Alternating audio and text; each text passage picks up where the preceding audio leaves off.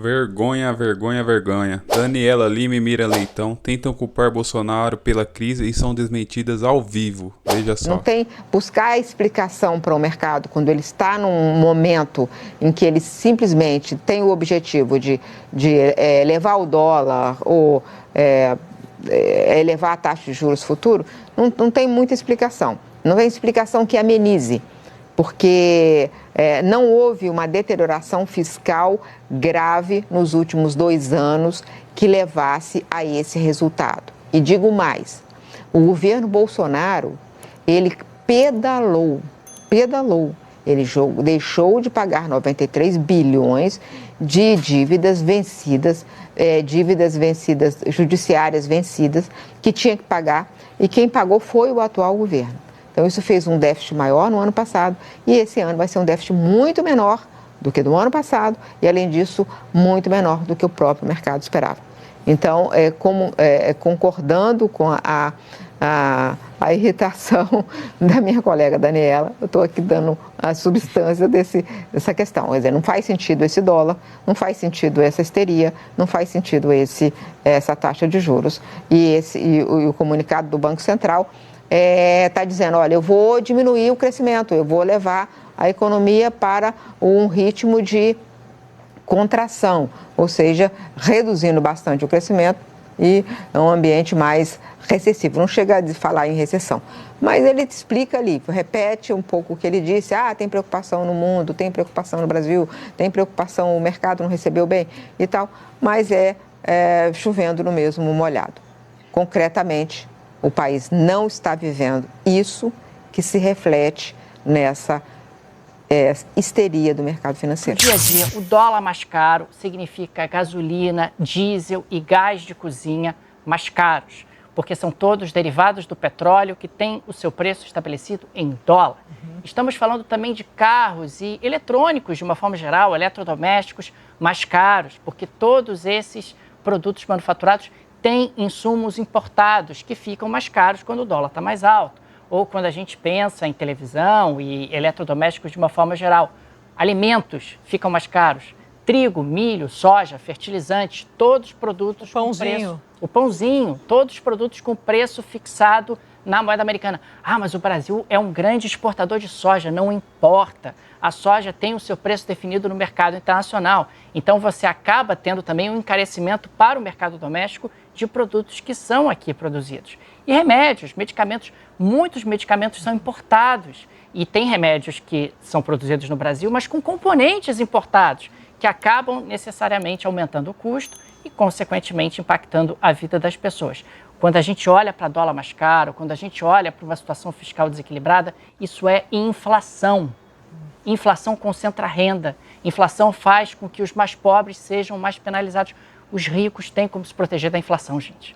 O que a gente tem vivido nos últimos dias, na prática, você está acentuando um processo que veio ao longo do ano. Quer dizer, no início desse ano, a gente tinha um dólar abaixo de R$5.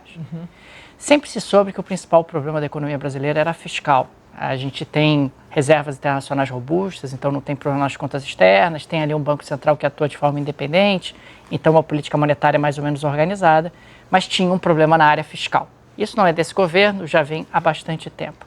Foi desenhado um arcabouço fiscal para conter o crescimento das despesas e no início desse ano você começou a ter os primeiros sinais de que o arcabouço teria problemas, porque as despesas obrigatórias estavam crescendo muito acima do previsto.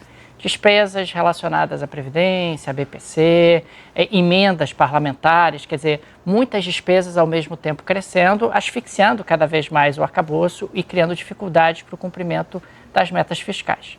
Com isso, o dólar foi subindo gradativamente ao longo do ano. É claro que houve um processo de valorização do dólar no mundo, mas no caso do Brasil, esse processo de valorização do dólar foi mais forte do que em outros mercados emergentes, o que sugere que existem elementos domésticos super importantes que precisam ser considerados. E nas últimas semanas nós tivemos aí a instalação de um certo pânico e a intensificação desse processo de desvalorização da moeda brasileira em relação ao dólar. Nós tivemos nos últimos dias 2 vetores que me pareceram particularmente importantes. O primeiro foi a proposta do governo do pacote fiscal. Depois de semanas e semanas e semanas, vai vir um pacote fiscal, vamos colocar as contas públicas em ordem, reconhecemos que há um problema, vamos enfrentar esse problema, aparece um pacote fiscal completamente aguado. Quer dizer, um pacote fiscal que propunha uma redução no ritmo de crescimento das despesas, um pacote que não trazia nada de corte de despesas, efetivamente. Isso acabou gerando uma inflexão em termos de expectativas. Quer dizer, então o governo não vai lançar mão de nada que efetivamente seja capaz de conter o crescimento do endividamento. E nesses últimos 2 dias tem repercutindo muito a entrevista do presidente Lula no Fantástico de domingo. O presidente Lula, no domingo, disse com todas as letras, né? O presidente Lula é adulto, ele sabe o que ele está fazendo. Ele disse que não há problema fiscal no Brasil. E disse que o único problema da economia brasileira é a taxa de juros do Banco Central. Ele faz isso dentro de um contexto onde a gente está trocando a presidência do Banco Central. Quer dizer, ele coloca ali uma certa névoa sobre o novo presidente do Banco Central. Esse novo presidente ele vai atuar de forma autônoma ou ele vai atuar sob os desígnios do que o presidente Lula considera como uma taxa de juros excessivamente elevada? E quando ele diz que não há um problema fiscal, e a gente sabe que há um problema fiscal, não é uma opinião isso, é matemática. É só você olhar para as projeções. Não sou eu que estou dizendo que é um problema fiscal. O Tesouro Nacional sabe que tem um problema fiscal. A equipe econômica sabe que há um problema fiscal. Ele, na prática, ele sinaliza de que ele não está genuinamente comprometido sequer em sinalizar. Aqui a gente não está nem falando de resolver, mas sequer sinalizar de que o governo dele tem algum compromisso com o equacionamento desse problema. Existe aí uma preocupação, e isso é que está gerando muita fuga de capitais, de que o Brasil caminhe na direção de uma situação como a Turquia viveu há poucos anos, que é a seguinte: você tem um descontrole fiscal, esse descontrole fiscal faz com que o governo tenha cada vez mais dificuldade de se financiar, o mercado vai exigindo juros cada vez maiores, aliás, ontem o mercado estava exigindo 15% de juro para financiar o governo brasileiro. Chega um determinado momento que o governo não consegue mais pegar dinheiro emprestado, não consegue mais financiar o seu déficit de maneira eficiente, e aí você avança para uma emissão de moeda. E essa emissão de moeda faz com que a inflação escale, isso somado a um processo de escalada da moeda americana, que já gera pressão inflacionária e que faz com que o processo se retroalimente. Esse é o temor hoje. Quer dizer, o temor que a coisa saia do controle. Por mais que o Banco Central aumente a taxa de juros, você não consegue mais conter a moeda americana. Por mais que o Banco Central venda dólares, como ele vendeu nos últimos 2 dias, você não consegue conter a escalada da moeda americana, porque as pessoas estão muito temerosas do que vai acontecer num futuro não muito distante. Me parece que o governo sabe que há um problema, mas pelo menos do ponto de vista político, a aposta, pelo menos até agora, é de, olha, vamos jogar esse problema mais para frente, depois de 2026, quem sabe, a gente resolve e tal, e aí a gente enfrenta isso de maneira mais estruturante. Até lá, não vamos mexer nisso, porque isso vai trazer um impacto político grande, vai causar um desgaste grande.